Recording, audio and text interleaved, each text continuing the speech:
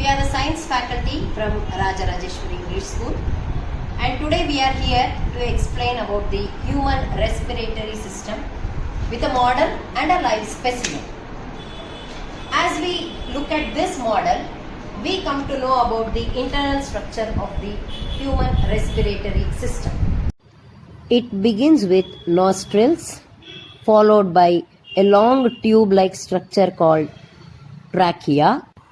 Trachea divide into bronchi, and the bronchi enter into the two lungs. Inside the lungs, the bronchi further divide into smaller tubules called bronchioles, which end with sac-like structures called alveoli or air sacs. These alveoli provide a large surface area for the exchange of gases in the lungs. Here we have a live specimen of the lungs of mammals. We have studied that respiration in terrestrial organisms takes place through lungs. Lungs are lobed structures present in our chest cavity. A pair of lungs are protected by a bony case called rib cage, and these lungs are covered by pleural membrane.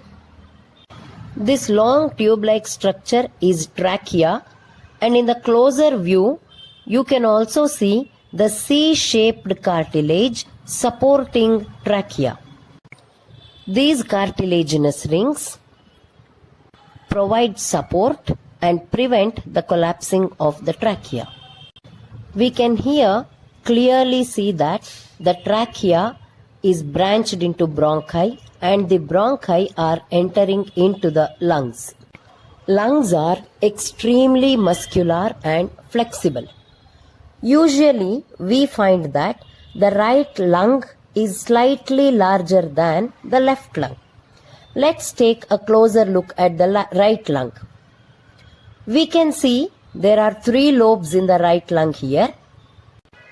The first, the second lobe, and the largest lobe will be the third one. On the other hand, the left lung has only two lobes. The first one and the second lobe is larger one.